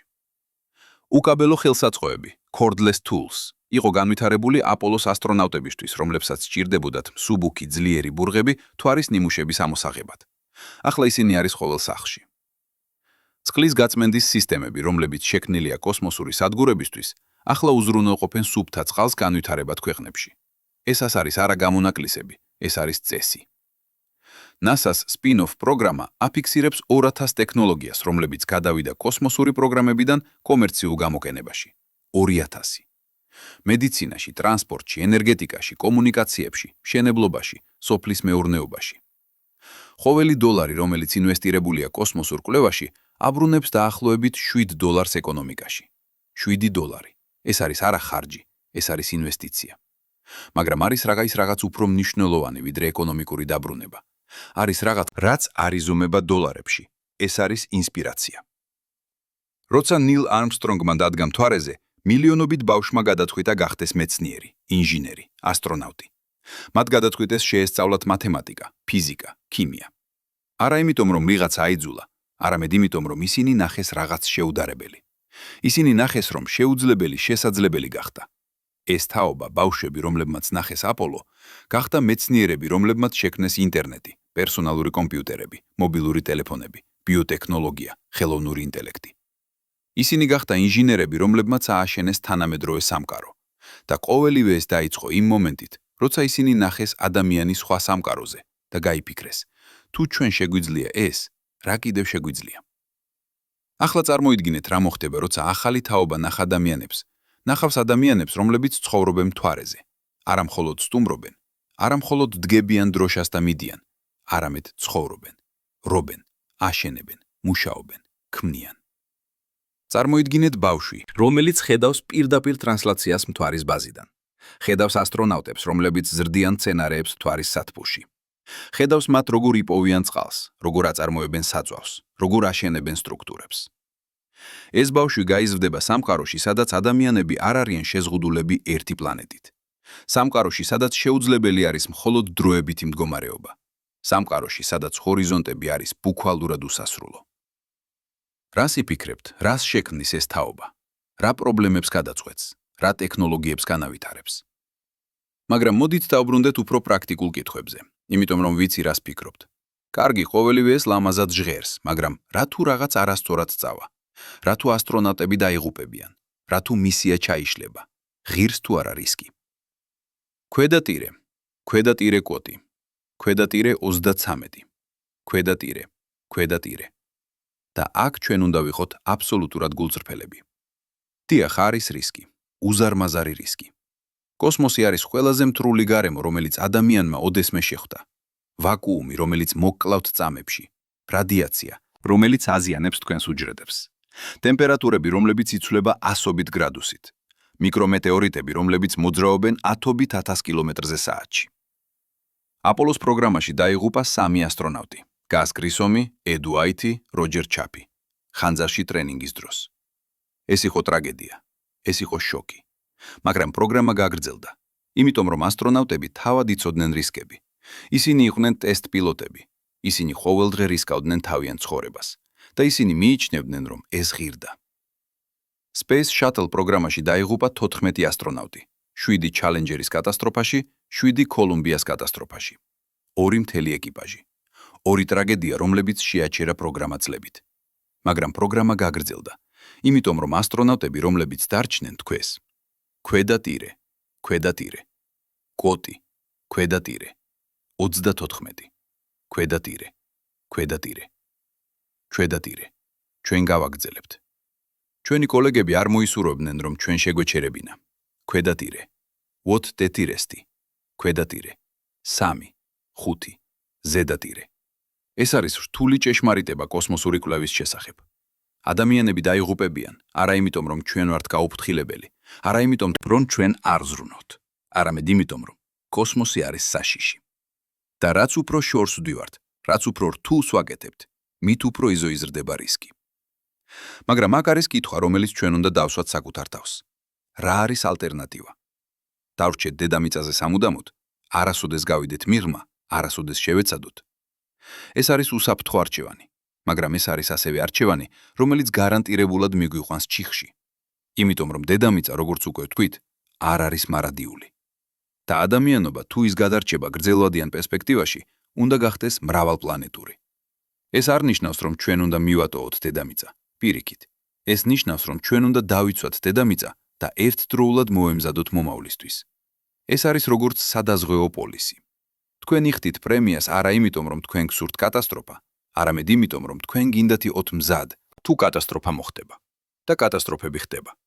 არა მხოლოდ გრძელვადიან პერსპექტივაში, ივაში, მზის გაფართოება მილიარდი წლების შემდეგ, არამედ მოკლევადიან პერსპექტივაშიც. ასტეროიდები ეჯახება დედამიწას. ეს არის არა თუ, არამედ როდის. 90 მილიონი წლის წინ ასტეროიდმა, რომლის დიამეტრი იყო დაახლოებით 10 კილომეტრი, მოსპო დედამიწას და გამოწვია დინოზავრების გადაშენება. ასეთი ასტეროიდი კვლავ არსებობს, ასობით მათგანი, ათასობით. ჩვენ ვაკვირდებით მათ, ვთვლით მათ ტრაექტორიებს. და ჩვენ ვიცით, რომ ერთ დღეს, შეიძლება 100 წლის შემდეგ, შეიძლება 1000 წლის შემდეგ, ერთ-ერთი მათგანი იქნება კოლიზიურ კურსზე დედამიწასთან. და როცა ეს მოხდება, ჩვენ უნდა შეგვეძლოს რაღაცის გაკეთება, არა მხოლოდ დაკვირვება, არა მხოლოდ გაფრთხილება, არამედ ქმედება, გადაადგილება, განადგურება, გადარჩენა. და ამისთვის ჩვენ გვჭირდება ტექნოლოგია, გვჭირდება გამოცდილება, გვჭირდება ინფრასტრუქტურა კოსმოსში. გვჭირდება შესაძლებლობა სწრაფად გავაშოთ რაკეტები, სწრაფად მივახციოთ ასტეროიდს, სწრაფად შევცვალოთ მისი ტრაექტორია. და ყოველივე ეს შესაძლებლობა მოდის კოსმოსური პროგრამებიდან. მოდის იქიდან, რომ ჩვენ ვსწავლობთ, როგორ ვიცხოვროთ და ვიმუშაოთ კოსმოსში. მთვარე არის ტრენინგ ბაზა არა მხოლოდ მარსისთვის. ის არის ტრენინგ ბაზა პლანეტარული დაცვისთვის. ის არის ადგილი, სადაც ჩვენ ვსწავლობთ, როგორ ვაშენოთ, როგორ ვიცხოვროთ, როგორ გადავრჩეთ, როგორ ვიმუშაოთ ერთად საერთო მიზნისთვის. და ეს უნარები, ეს გამოცდილება შეიძლება ერთ დღეს გადაარჩინოს ადამიანობას. მაგრამ მოდით ვისაუბროთ კიდევ ერთ რამეზე, რაც ხშირად იგნორირებულია. მთვარე არის არა მხოლოდ პრაქტიკული რესურსი, ის არის ასევე მეცნიერული ლაბორატორია. ლაბორატორია, რომელსაც არ აქვს ანალოგი დედამიწაზე.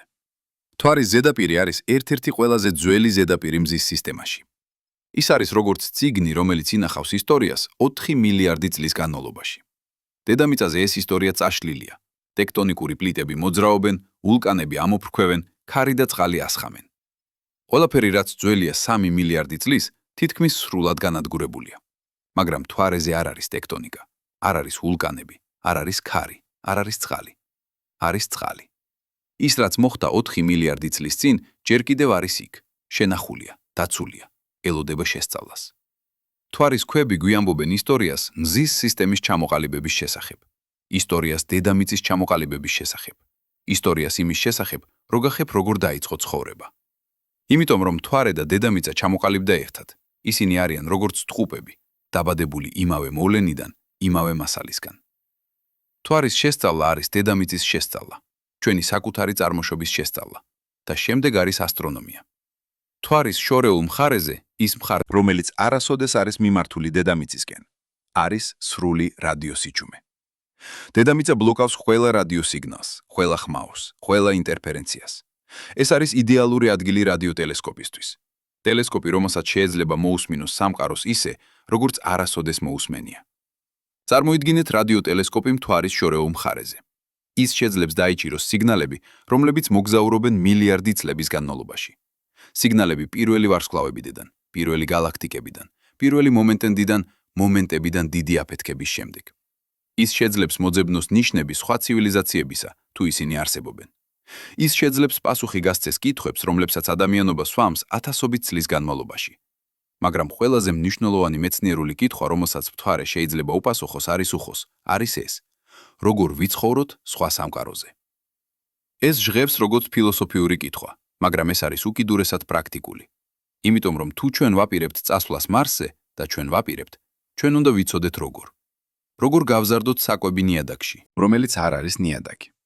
როგორ მოვიპოვოთ წყალი ყინულიდან, როგორ ავაწარმოოთ ჟანგბადი, როგორ დავიცვათ თავი რადიაციისგან, როგორ ავაშენოთ სტრუქტურები, რომლებიც გაუძლებენ ექსტრემალურ ტემპერატურებს, როგორ შევინარჩუნოთ ფსიქიკური ჯანმრთელობა იზოლაციაში, როგორ შევქმნათ დახურული ეკოსისტემა, რომელიც თვითმყოფადია.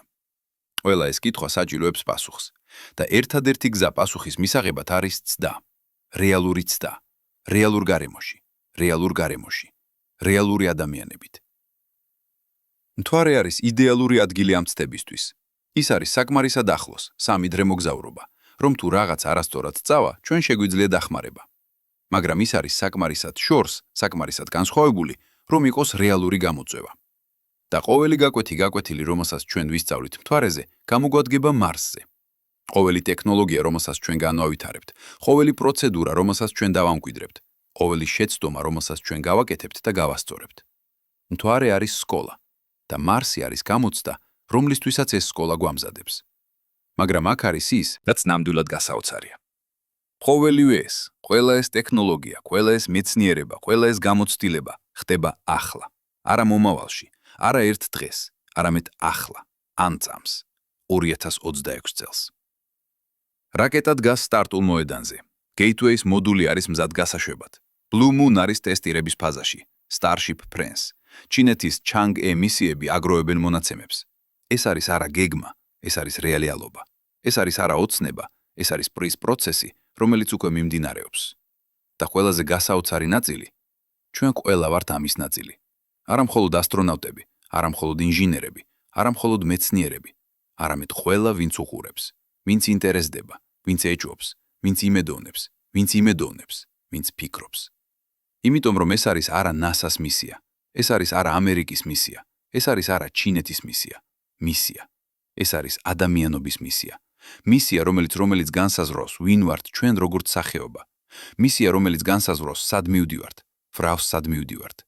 მისია, რომელიც შეიზაზღვიზლება, მხოლოდ შეიძლება გადაარჩინოს ჩვენ. და ეს მისია იწყება მთვარეზე. პატარა ნაცრისფერ სფეროზე, რომელიც ანათებს ჩვენს ღამის ცას. სფეროზე, რომელიც ოდესღაც იყო მხოლოდ სიმბოლო, მაგრამ ახლა ხდება რაღაც მეტი. ხდება სახლი, ხდება ლაბორატორია, ხდება გზა. ხდება დასაწყისი იმისა, რაც შეიძლება იყოს ადამიანობის ყველაზე დიდი თავგადასავალი.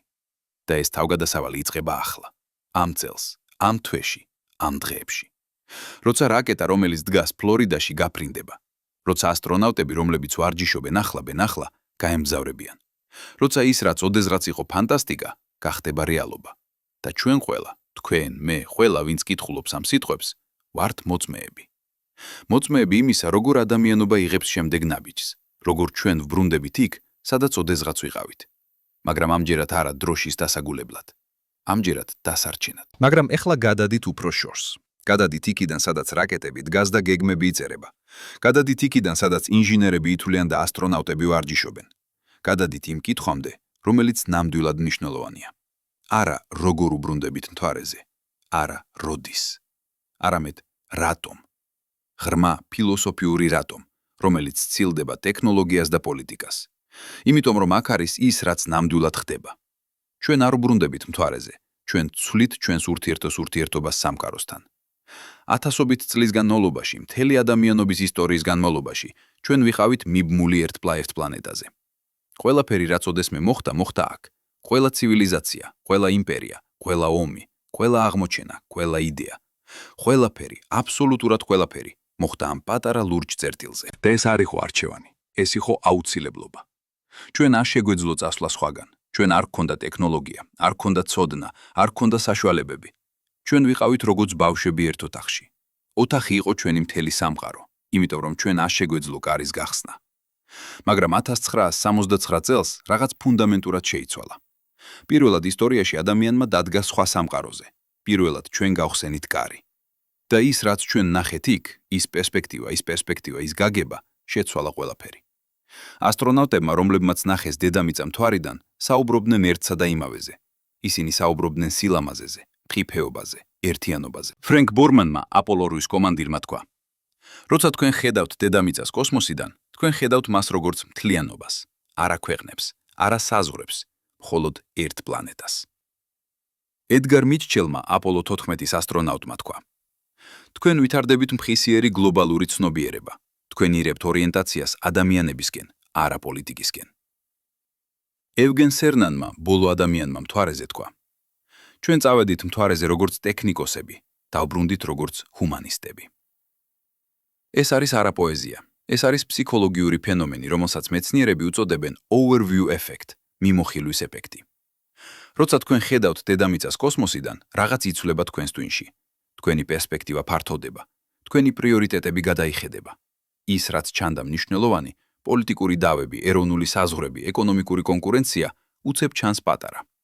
ხოლო ის, რაც ჩანდა აბსტრაქტული, ადამიანობის ერთიანობა, პლანეტის მყიფეობა, ცხოვრების უნიკალურობა, უცებ ხდება ძალიან რეალური. და აქ არის ის, რაც ნამდვილად საინტერესოა. ეს ეფექტი არ არის შეზღუდული ასტრონავტებით.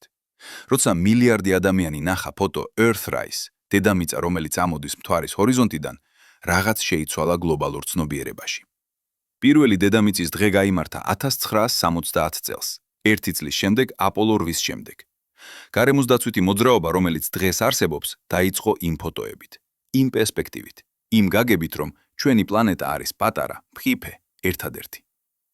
ახლა წარმოიდგინეთ, რა მოხდება, როცა ეს პერსპექტივა გახდება არა იშვიათი გამოცდილება, არამედ მუდმივი რეალობა.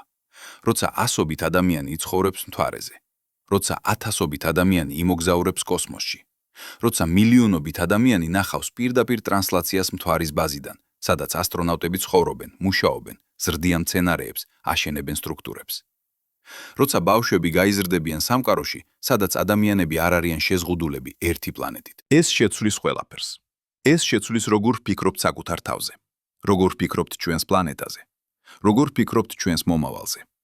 იმიტომ რომ პირველად ისტორიაში ჩვენ ვიქნებით ნამდვილად მრავალპლანეტური სახეობა. არა თეორიულად, არა პოტენციურად, არამედ რეალურად. ადამიანები, რომლებიც ცხოვრობენ ორ სამყაროზე, ორ რეალობაში, ორ სახლში. მაგრამ აქ არის კითხვა, რომელიც ჩვენ უნდა დავსვათ. კითხვა, რომელიც არ აქვს მარტივი პასუხი. რა ვკარგავთ ამ პროცესში? რა ღირს ეს ტრანსფორმაცია? იმიტომ რომ ყოველი დიდი ცვლილება მოითხოვს მსხვერპლს. ყოველი ნაბიჯი წინ ნიშნავს რაღაცის დატოვებას უკან.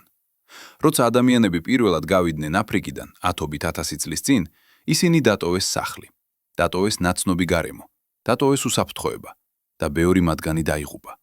დაიღუპა გვალვაში, დაიღუპა ცივში, დაიღუპა ახალ დაავადებებში.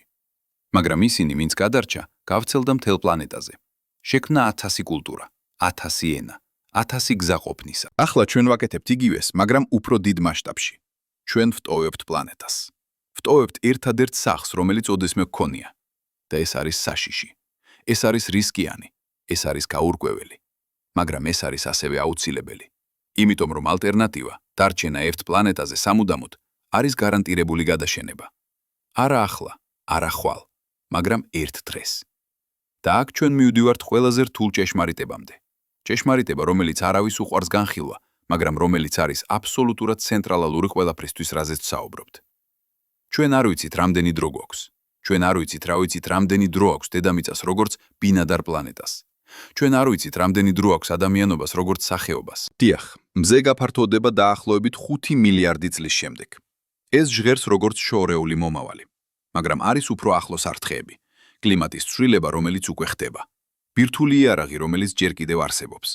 პანდემიები, რომლებიც შეიძლება იყოს უფრო საშიში ვიდრე COVID. ასტეროიდები, რომლებიც შეიძლება მოვიდეს გაფრთხილების გარეშე. ხელოვნური ინტელექტი, რომლის შედეგები ჩვენ ჯერ არ ვიცით. ყოველი ეს საფრთხე არის რეალური. ყოველი ეს საფრთხე შეიძლება მოხდეს ჩვენ სიცოცხლეში, ან ჩვენი შვილების სიცოცხლეში, ან ჩვენი შვილიშვილების სიცოცხლეში. და თუ ყველა ადამიანი, ყველა ცოდნა, ყველა კულტურა, ყველა ხელოვნება, ყველა მეცნიერება, თუ ყოველივე ეს არის ერთ პლანეტაზე, მაშინ ერთი კატასტროფა შეიძლება გაანადგუროს ყველაფერი. მაგრამ თუ ჩვენ ვართ ორ პლანეტაზე, თუ ჩვენ ვართ მთვარეზე და დედამიწაზე, შემდეგ მარსზე, შემდეგ სხვა ადგილებში, მაშინ ჩვენ გვაქვს სადაზღვეო პოლისი. მაშინ ერთი კატასტროფა არ არის საბოლოო. მაშინ ადამიანობას აქვს შანსი გადარჩენის. ეს ჟღერს მრაცხვენიანად. ეს ჟღერს როგორც თავის დაღწევა პასუხისმგებლობისგან დედამიწის დასაცავად. მაგრამ ეს არის პირიქით. ეს არის საბოლოო პასუხისმგებლობა. პასუხისმგებლობა არა მხოლოდ ჩვენი თაობის წინაშე, არამედ ყველა მომავალი თაობის წინაშე. პასუხისმგებლობა დავიცვათ არა მხოლოდ ჩვენი პლანეტა, არამედ ყველაფერი, რაც ჩვენ ვართ როგორც სახეობა. და აქ არის ის, რაც ნამდვილად გასაოცარია. ჩვენ არ ვიცით, შეძლებთ თუ არა ადამიანობა ამას. ჩვენ არ ვიცით, გადავრჩებით თუ არა როგორც მრავალპლანეტური სახეობა. ჩვენ არ ვიცით, მივაღწევთ თუ არა მარსს თუ არა მარსს. ჩვენ არ ვიცით, გავრცელდებით თუ არა მზის სისტემაში. ჩვენ არ ვიცით, გავა თუ არა ეს ყველაფერი გეგმის მიხედვით. მაგრამ აქ არის ის, რაც ჩვენ ვიცით. ჩვენ ვიცით რომ თუ ჩვენ არ შევეცდებით, ჩვენ გარანტირებულად ჩავიშლებით. ჩვენ ვიცით რომ თუ ჩვენ დავრჩებით ერთ პლანეტაზე სამუდამოდ, ჩვენი დღეები დათვლილია. შეიძლება 1000 წელი, შეიძლება მილიონი წელი, მაგრამ ერთ დღეს აბსოლუტურად გარანტირებულად რაღაც მოხდება. და თუ ჩვენ ვართ მხოლოდ აქ, ეს იქნება დასასრული. მაგრამ თუ ჩვენ შევეცდებით, თუ ჩვენ წავალთ მთვარეზე, შემდეგ მარსზე, შემდეგ უფრო შორს, მაშინ ჩვენ გვაქვს შანსი. არა გარანტია, არა დაპირება, მხოლოდ შანსი. მაგრამ ზოგჯერ შანსი არის ყველაფერი, რაც გვჭირდება. და ეს მიგვიყვანს ბოლო კითხვამდე. კითხვა, რომელიც არ არის ტექნიკური, არ არის პოლიტიკური, არ არის ეკონომიკური, არამედ ფილოსოფიური, ეგზისტენციალური, ადამიანური. კითხვა არის ეს: რა ნიშნავს იყო ადამიანი? ათასობით წლის განმავლობაში ჩვენ ფიქრობდით, რომ ჩვენ ვართ ცენტრი სამყაროსა. დედამიწა იყო ცენტრი და ყველაფერი ბრუნავდა ჩვენს გარშემო. შემდეგ მოვიდა კოპერნიკი და გვითხრა: არა, დედამიწა ბრუნავს მზის გარშემო. შემდეგ მოვიდა გალილეო და დაადასტურა ეს. შემდეგ მოვიდა ნიუტონი და ახსნა რატომ. შემდეგ მოვიდა აინშტაინი და ახსნა უფრო ღრმად. და ყოველი ნაბიჯით ჩვენ გავხდით უფრო პატარა. ჩვენ არ მოაჩინეთ, რომ მზე არის მხოლოდ ერთი ვარსკვლავი 100 მილიარდ შორის ჩვენს გალაქტიკაში. რომ ჩვენი გალაქტიკა არის მხოლოდ 100 მილიარდ შორის სამყაროში. რომ სამყარო თავად შეიძლება იყოს მხოლოდ ერთი უსასრულო მულტივერსში, ჩვენ გავხდით პატარა, უმნიშვნელო. მტვრის ნაწილაკი კოსმიკურ მასშტაბში. მაგრამ აქ არის პარადოქსი. იმავე დროს, როცა ჩვენ გავხდით პატარა, ჩვენ გავხდით უფრო ძლიერი. ჩვენ ვისწავლეთ, როგორ გავხოთ ატომი, როგორ შევცვალოთ გენები, როგორ შევქმნათ ხელოვნური ინტელექტი, როგორ გავაგზავნოთ ხომალდები სხვა პლანეტებზე. ჩვენ გავხდით ძალა, რომელსაც შეუძლია შეცვალოს პლანეტები, შეცვალოს ეკოსისტემები, შეცვალოს თვით ევოლუციის კურსი. ასე რომ, რა ვართ ჩვენ? პატარა თუ დიდი, უმნიშვნელო თუ ძლიერი? პასუხი არის ორივე. ჩვენ ვართ პატარა კოსმიკურ მასშტაბში, მაგრამ ჩვენ ვართ ასევე ერთადერთი ცნობილი არსებები სამყაროში, რომლებსაც შეუძლიათ გააცნობიერონ ეს მასშტაბი. ერთადერთი არსებები, რომლებსაც შეუძლიათ დაუსვან კითხვები. ერთადერთი არსებები, რომლებსაც შეუძლიათ მოძებნონ პასუხები. და ეს უნარი კითხვის დასმისა, პასუხის მოძებნისა, გაგების ცდისა, ეს არის ის, რაც ხვდის ადამიანებად. არა ჩვენი ზომა, არა ჩვენი ძალა, არამედ ჩვენი ცნობის მოხარეობა. ჩვენი სურვილი იცოდეთ, ჩვენი უნარი იუცნებოთ რაღაცაზე, რაც ჯერ არ არსებობს და შემდეგ გახადოთ ის რეალობად. და სწორედ ამიტომ ჩვენ ბრუნდებით მთვარეზე. არა იმიტომ, რომ ეს ადვილია, არა იმიტომ, რომ ეს იაფია, არა იმიტომ, რომ ეს გარანტირებულია, არამედ იმიტომ, რომ ეს არის ის, რასაც ადამიანები აკეთებენ.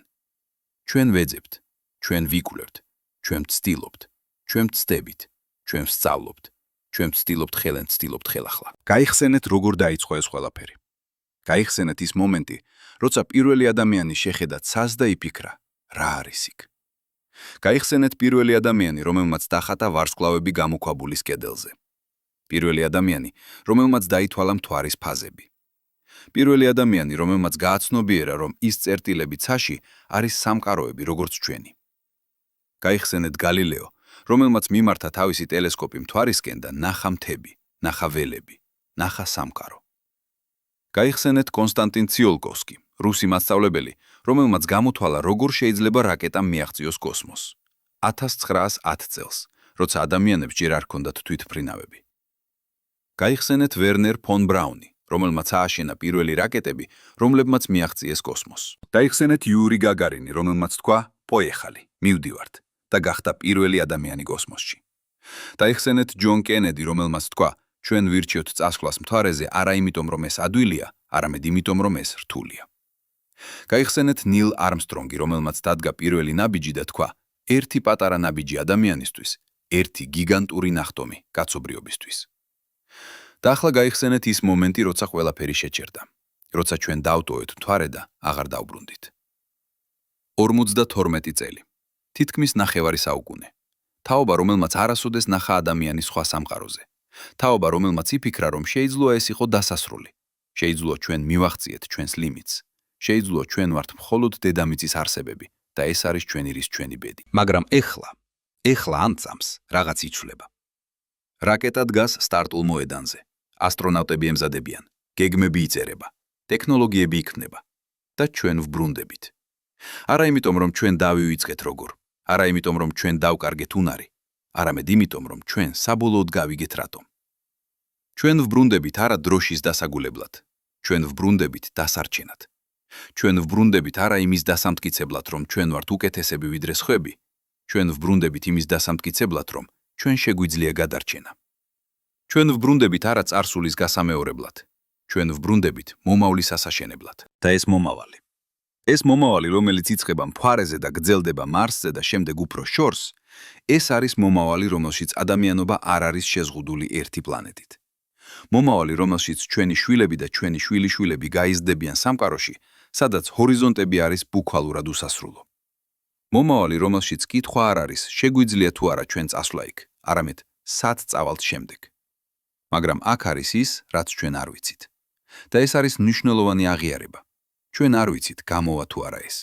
ჩვენ არ ვიცით, გადარჩებით თუ არა როგორც სახეობა. ჩვენ არ ვიცით, გავრცელდებით თუ არა ვარსკვლავებში. ჩვენ არ ვიცით, ვართ თუ არა ერთადერთი ცნობიერი არსებები სამყაროში, თუ არის სხვებიც, რომლებიც უკვე გაიარეს ეს გზა. ჩვენ არ ვიცით, რა არის ბნელი მატერია, რომელიც შეადგენს სამყაროს 27%-ს. ჩვენ არ ვიცით, რა არის ბნელი ენერგია, რომელიც შეადგენს 70%-ს. ჩვენ არ ვიცით, რატომ არსებობს რაიმე, ნაცვლად არაფრისა.